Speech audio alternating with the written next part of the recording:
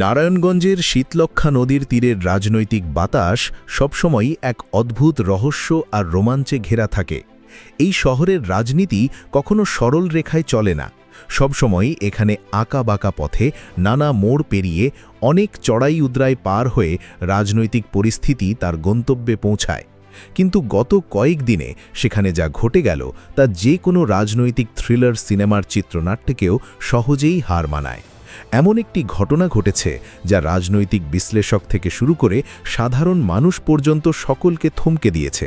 সকলের মনে একই প্রশ্ন ঘুরপাক খাচ্ছে, এটা আসলে কিভাবে সম্ভব হলো?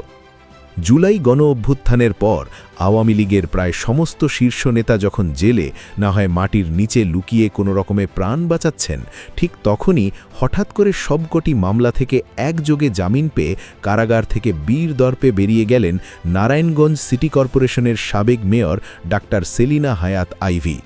শুধু বেরিয়ে গেলেন বললেও কম বলা হয়, তিনি বেরিয়েছেন এমন এক দৃঢ়তায়, এমন এক আত্মবিশ্বাসের সাথে যে মনে হচ্ছিল যেন তিনি কোনো ছোটোখাটো বিজয়ের পর নয়, একটি বিশাল ঐতিহাসিক যুদ্ধ জয়ের পর কারাফটক পেরিয়ে বাইরে পদার্পণ করছেন। এখন একটু পেছনে ফিরে তাকানো দরকার, কারণ এই মুক্তির প্রেক্ষাপট বুঝতে না পারলে পুরো ঘটনাটির গভীরতা উপলব্ধি করা সম্ভব নয়। সেলিনা হায়াত আইভী কে এবং কেন তিনি এত গুরুত্বপূর্ণ একটি চরিত্র হয়ে উঠেছেন এই মুহূর্তে? তিনি সেই নেত্রী যিনি জুলাইয়ের রক্তক্ষয়ী উত্তাল দিনগুলোতে, যখন রাস্তায় ছাত্র জনতার রক্ত ঝরছিল, সেই মুহূর্তে ক্যামেরার সামনে দাঁড়িয়ে সরাসরি আন্দোলনরত ছাত্র জনতাকে যোগী বলে আখ্যা দিয়েছিলেন। এই ভিডিও আজ সামাজিক যোগাযোগ মাধ্যমে নতুন করে ভাইরাল হয়ে সারা দেশে তোলপাড় সৃষ্টি করেছে। লক্ষ লক্ষ মানুষ এই ভিডিও দেখছেন, শেয়ার করছেন এবং তীব্র ক্ষোভ প্রকাশ করছেন। সেই আইভী কিভাবে এত দ্রুত আইনি বৈতরণী পার হয়ে গেলেন? এই প্রশ্নের উত্তর খুঁজতে গেলে আরও গভীরে যেতে হবে, কারণ শুধু একটি মামলা নয়, একাধিক মামলায় একই সাথে জামিন পাওয়া, এবং সেটাও এই মুহূর্তে যখন তার দলের প্রভাবশালী নেতারা জামিনের জন্য হন্যে হয়ে ঘুরছেন, এটা কোনোভাবেই স্বাভাবিক আইনি প্রক্রিয়ার ফল হতে পারে না বলে মনে করছেন অনেকে।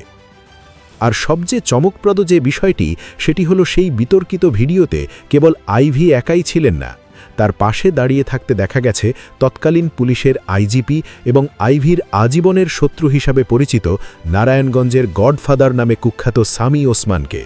এই দুটি নাম একসাথে উচ্চারণ করলেই নারায়ণগঞ্জের যে কোনো মানুষ অবাক হয়ে যান, কারণ এই দুজনের শত্রুতার কাহিনী নারায়ণগঞ্জের রাজনৈতিক ইতিহাসে একটি দীর্ঘ এবং রক্তাক্ত অধ্যায়। যে দুজন নেতার দাকুমড়ো সম্পর্কের কথা পুরো দেশ জানত, তারা কিভাবে একই মঞ্চে দাঁড়িয়ে ছাত্রদের বিরুদ্ধে বিষোদ্গার করেছিলেন, সেই রহস্য এখনও পুরোপুরি কাটেনি। এই অদ্ভুত মিলনের পেছনে কোন শক্তি কাজ করেছিল, কোন স্বার্থের টানে দুই চিরবৈরী এক হয়েছিল, সেটি আজও অনেকের কাছে প্রশ্নবোধক চিহ্ন হয়ে দাঁড়িয়ে আছে। কিন্তু এর চেয়েও বড় নাটক শুরু হলো আইভী জেল থেকে বের হওয়ার ঠিক পর মুহূর্তে। কারাফটক থেকে বের হয়েই সাংবাদিকদের মুখোমুখি হয়ে সেলিনা হায়াত আইভী অত্যন্ত চওড়া হাসিতে জানালেন বর্তমান সরকারকে তিনি তার আন্তরিক ধন্যবাদ জ্ঞাপন করছেন, এবং তিনি চান যে সরকার চাইলে তার মতো আরও অনেক মায়েরা আছেন, তারাও যেন জামিন পান।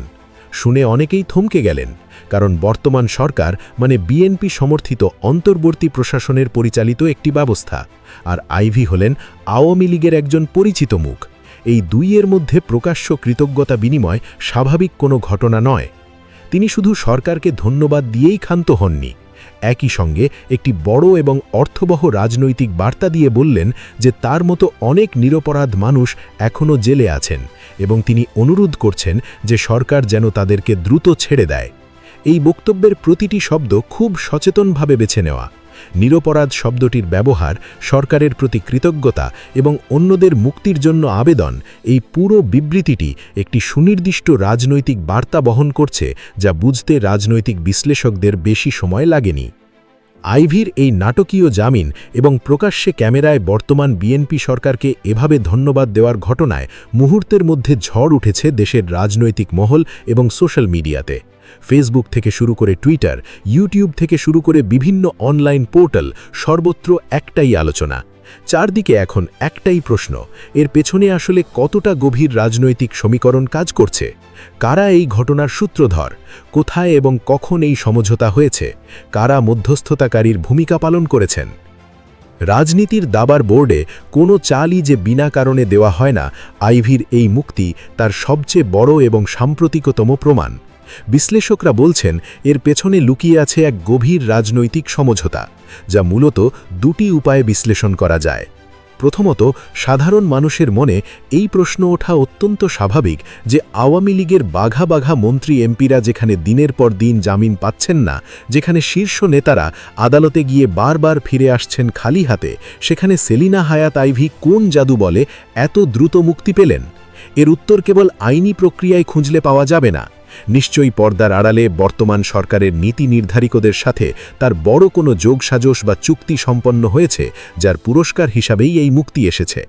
রাজনীতিতে বিনা বিনিময়ে কিছুই হয় না, বিনা মূল্যে কোনো সুবিধাও দেওয়া হয় না। আইভির জামিনের পেছনে নিশ্চয়ই একটি মূল্য পরিশোধ করা হয়েছে, যদিও সেটা অর্থের নয়, রাজনৈতিক। দ্বিতীয়ত, বিএনপির সাথে সেলিনা হায়াত আইভির এই গোপন সমঝোতা কিন্তু রাজনীতির মাঠে একদম নতুন কোনো ঘটনা নয়। যারা নারায়ণগঞ্জের রাজনীতির ইতিহাস জানেন তারা ভালো করেই জানেন যে এর আগেও নানা সময়ে নানা কারণে বিএনপি এবং আইভির মধ্যে অলিখিত বোঝাপড়ার সম্পর্ক বিদ্যমান ছিল। ইতিহাস ঘাঁটলে দেখা যায় নারায়ণগঞ্জ সিটি কর্পোরেশন নির্বাচনে এর আগেও বহুবার বিএনপি ভেতরে ভেতরে আইভিকে সরাসরি সমর্থন দিয়েছে। শুধু গোপন সমর্থনই নয়, কোনো সময় প্রকাশ্য সমর্থনও দিয়েছে।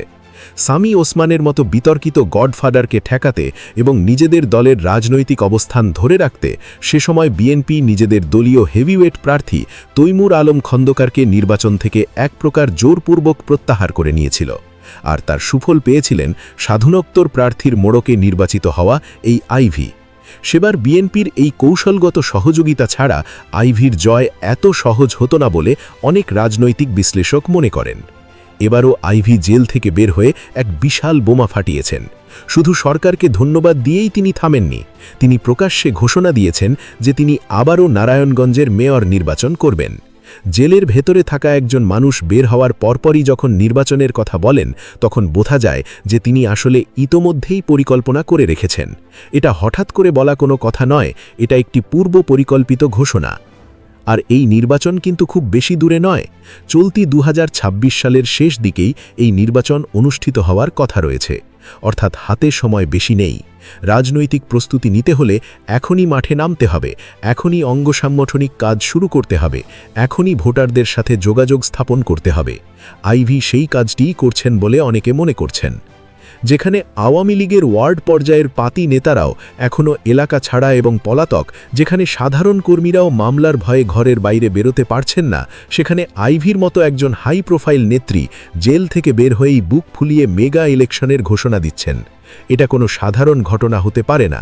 এর পেছনে অবশ্যই কোনো শক্তিশালী ছাতা আছে, কোনো রাজনৈতিক আশ্রয় আছে, যা তাকে এই সাহস যোগাচ্ছে। গোয়েন্দা ও রাজনৈতিক সূত্রে জোর গুঞ্জন শোনা যাচ্ছে, এবার আর স্বতন্ত্র বা 111-এর মতো কোনো বিশেষ রাজনৈতিক পরিস্থিতির আশ্রয় না নিয়ে সেলিনা হায়াত আইভি সরাসরি বিএনপিতে যোগদানের মাধ্যমেই এই আসন্ন মেয়র নির্বাচনে লড়াই করতে যাচ্ছেন। এই গুঞ্জন যদি সত্য হয়, তবে বুঝতে হবে বিএনপির রাজনৈতিক কৌশল একদম পরিষ্কার এবং দূরপ্রসারী। 5ই আগস্টের পর বিএনপি খুব ভালো করেই জানে যে নানা কারণে এবং মাঠ পর্যায়ের কিছু নেতাকর্মীর চাঁদাবাজি এবং দখলদারির জেরে সাধারণ মানুষের মাঝে তাদের আগের সেই একচেটিয়া ভোট ব্যাংক কিছুটা হলেও ক্ষয় পেয়েছে। মানুষ বিএনপির প্রতি আশাবাদী ছিল, কিন্তু সেই আশার কিছুটা ইতোমধ্যে হতাশায় রূপান্তরিত হয়েছে। বিএনপির স্থানীয় নেতাকর্মীদের বিরুদ্ধে অভিযোগ জমে উঠছে, মানুষ বিরক্ত হচ্ছে। এই পরিস্থিতিতে কেবল বিএনপির নিজস্ব ভোট দিয়ে এককভাবে সরকার গঠন বা নির্বাচনে নিরঙ্কুশ জয় পাওয়া প্রায় অসম্ভব বলে দলটির থিঙ্ক ট্যাঙ্ক মনে করছে। যার সবচেয়ে বড় এবং টাটকা প্রমাণ হল গত 12 ফেব্রুয়ারির নির্বাচন। সেই নির্বাচনে ভোটের প্রকৃত চিত্র দেখে বিএনপির নীতি নির্ধারকরা বুঝতে পেরেছেন যে আওয়ামী লীগের একটি বিশাল এবং নীরব ভোট ব্যাংক এখনও এই দেশে বিদ্যমান রয়েছে। সেই নীরব ভোটাররা এখন দিশাহীন, তাদের দলের অস্তিত্ব সংকটে, তাদের নেতারা জেলে অথবা পলাতক, কিন্তু তারা এখনও ভোট দেওয়ার ক্ষমতা রাখেন এবং সংখ্যায় তারা অনেক। সেই বিশাল ভোটের সমুদ্র নিজেদের বাক্সে না ঢোকাতে পারলে ভবিষ্যতে বিএনপির জন্য মহাবিপদ অপেক্ষা করছে। কারণ এই ভোটগুলো যদি বিএনপিতে না আসে, তাহলে অন্য কোনো শক্তির কাছে চলে যেতে পারে, যার পরিণাম বিএনপির জন্য ভয়াবহ হতে পারে। জামাত কিংবা অন্য কোনো ইসলামপন্থী দল ক্ষমতায় চলে আসার সম্ভাবনাকে বিএনপি কখনোই সুনজরে দেখে না, কারণ সেটি হবে বিএনপির রাজনৈতিক মৃত্যু। আর এই কারণেই বিএনপি এখন এক অভিনব কৌশল গ্রহণ করেছে, যাকে সহজ ভাষায় বলা যায় লীগ গিলে খাওয়ার পরিকল্পনা। এই পরিকল্পনাটি যত সরল শোনাচ্ছে, বাস্তবে কিন্তু ততটাই জটিল এবং সুচিন্তিত। বিএনপি খুব ভালো করেই জানে যে সরাসরি আওয়ামী লীগকে মাঠে নামতে দিলে সাধারণ মানুষ ক্ষেপে যাবে। যে মানুষগুলো জুলাইয়ের গণ অভ্যুত্থানে অংশ নিয়েছিল বা তাকে সমর্থন দিয়েছিল, তারা কখনোই মেনে নেবে না যে দলের হাতে এত মানুষের রক্ত, সেই দল আবার সংগঠিত হয়ে ক্ষমতার রাস্তায় ফিরে আসছে। সেই ক্ষোভটা বিএনপির বিরুদ্ধেও যাবে যদি তারা আওয়ামী লীগকে পুনর্বাসনে সাহায্য করছে বলে মনে হয়। তাই তারা কৌশল হিসেবে আওয়ামী লীগের কর্মী, সমর্থক এবং মাঝারি সারির নেতাদের ধীরে ধীরে নিঃশব্দে কোনো ঢাকঢোল না পিটিয়ে নিজেদের দলে ভেড়াতে শুরু করেছে। এই প্রক্রিয়াটি শুরু হয়েছে তৃণমূল থেকে। গ্রামে গ্রামে, ওয়ার্ডে ওয়ার্ডে, ইউনিয়নে ইউনিয়নে আওয়ামী লীগের সাধারণ কর্মী ও সমর্থকরা ধীরে ধীরে বিএনপির পতাকা তলে সমবেত হচ্ছেন। কেউ ভয়ে, কেউ সুবিধার আশায়, কেউ বা সত্যিকারের রাজনৈতিক পরিবর্তনের সুযোগ দেখে। এর উদ্দেশ্য দ্বিমুখী।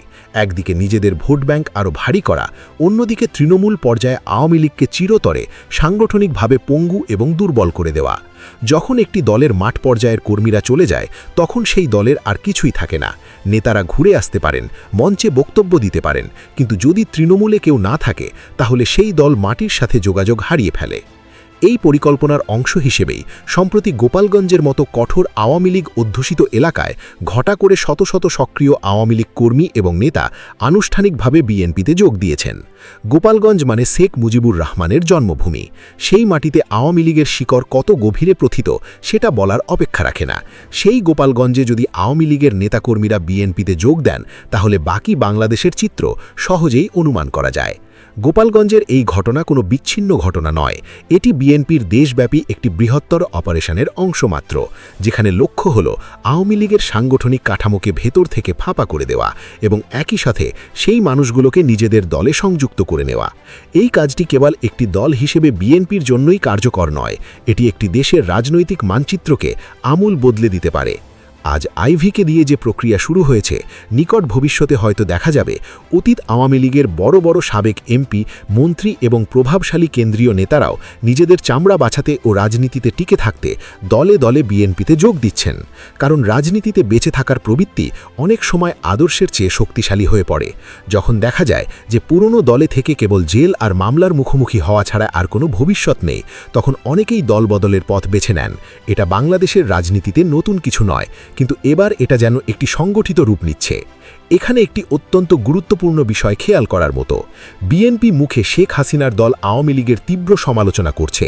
প্রতিটি বক্তৃতায়, প্রতিটি সংবাদ সম্মেলনে তারা আওয়ামী লীগের দুর্নীতি, স্বৈরাচার এবং মানবাধিকার লঙ্ঘনের কথা উল্লেখ করছে।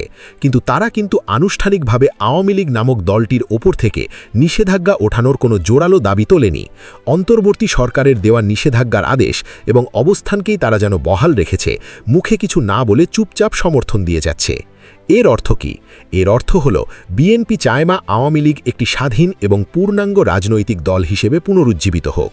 তারা চায় আওয়ামী লীগের নামটি একটি ব্র্যান্ড হিসেবে চিরতরে নিষিদ্ধ বা নিষ্ক্রিয় হয়ে থাকুক, কিন্তু এর ভেতরের বিশাল জনবল আর কোটি কোটি ভোটারদের যেন বিএনপি নিজেদের পকেটে পুরে নিতে পারে। দলটিকে বাইরে থেকে নিষিদ্ধ রেখে ভেতর থেকে এর পুরো কাঠামোকে শুষে নেওয়ার এই পরিকল্পনা যদি সফল হয়, তাহলে বাংলাদেশের রাজনৈতিক মানচিত্র যে বদলে যাবে তা বলার অপেক্ষা রাখে না। এই পুরো প্রক্রিয়াটি দেখলে মনে পড়ে যায় ইতিহাসের সেই সব মুহূর্তগুলোর কথা, যখন একটি শক্তিশালী রাজনৈতিক সংগঠন ধীরে ধীরে তার অস্তিত্ব হারিয়ে ফেলেছিল। বাইরে থেকে হয়তো মনে হচ্ছিল সব ঠিকঠাক আছে, কিন্তু ভেতরে ভেতরে সংগঠনের মেরুদণ্ড ভেঙে গিয়েছিল। আওয়ামী লীগের ক্ষেত্রেও কি তেমনটাই ঘটতে চলেছে? আগামী দিনের বাংলাদেশের রাজনীতির সমীকরণ এখন অনেকটাই স্পষ্ট হয়ে উঠেছে। যে চতুর এবং রুদ্ধশ্বাস গতিতে খেলাটি এগোচ্ছে, তাতে আগামী কয়েক বছরের মধ্যে এই দেশে আওয়ামী লীগ, ছাত্রলীগ, যুবলীগ, স্বেচ্ছাসেবক লীগ বলে সক্রিয় কোনো রাজনৈতিক অস্তিত্ব বা দল থাকবে বলে মনে করার কারণ ক্রমেই কমে যাচ্ছে। মাঠের কর্মী থেকে শুরু করে সেলিনা হায়াত আইভির মতো জাবরেল নেতারা যখন ধানের শীষের ছায়াতলে আশ্রয় নিচ্ছেন, তখন দৃশ্যপট একেবারেই পরিষ্কার হয়ে যাচ্ছে। ক্ষমতার এই নির্মম দাবার বোর্ডে মেধার চেয়ে কৌশলী শেষ কথা বলে থাকে এবং সেই কথাটি আজ আরেকবার প্রমাণিত হচ্ছে। আইভি হতে যাচ্ছেন এই মেগা প্রজেক্টের প্রথম পরীক্ষামূলক চাল। তিনি সফল হলে এই পথে আরও অনেকে আসবেন। তিনি ব্যর্থ হলে হয়তো প্রক্রিয়াটি থমকে যাবে অথবা নতুন কৌশলে এগিয়ে যাবে। কিন্তু বিএনপির ক্ষুধা যে মিটে যাবে না সেটা নিশ্চিত। আওয়ামী লীগের ভোটারদের নিজেদের করে নেওয়ার এই আকাঙ্ক্ষা বিএনপি সহজে ছাড়বে না। নারায়ণগঞ্জের আসন্ন নির্বাচনই বলে দেবে বিএনপির এই আওয়ামী লীগ গ্রাস করার পরিকল্পনা শেষ পর্যন্ত সফল হয় নাকি নিজেদের ঘরের ভেতরেই এক নতুন ফ্র্যাঙ্কেনস্টাইনের জন্ম দেয়। কারণ যে মানুষগুলোকে একটি দল নিজের স্বার্থে আমদানি করে তারা সব সময় সেই দলের প্রতি বিশ্বস্ত থাকে না। তারা হয়তো কৌশলগত প্রয়োজনে এসেছেন এবং কৌশলগত প্রয়োজনে একদিন চলেও যেতে পারেন। আইভি সেই আশঙ্কার প্রতীক। একজন মানুষ যিনি একটি দলে থেকে অন্য দলকে সুবিধা দিয়েছেন, তিনি আবার নতুন দলে গিয়ে কতটা বিশ্বস্ত থাকবেন সেটা সময়ই বলে দেবে। ক্ষমতার অলিন্দে এই রুদ্ধশ্বাস নাটকের পরবর্তী অঙ্কের দিকেই এখন চোখ পুরো জাতির। কারণ এই নাটক শুধু নারায়ণগঞ্জের নয়, এই নাটক পুরো বাংলাদেশের ভবিষ্যতের রাজনীতির একটি পূর্বাভাস। যারা ক্ষমতার খেলায় এগিয়ে থাকতে চান তারা এই পরিবর্তনগুলো মনোযোগ দিয়ে পর্যবেক্ষণ করছেন, আর সাধারণ মানুষ তারা অপেক্ষায় আছেন দেখতে যে এই দাবার খেলায় শেষ পর্যন্ত জেতে কে।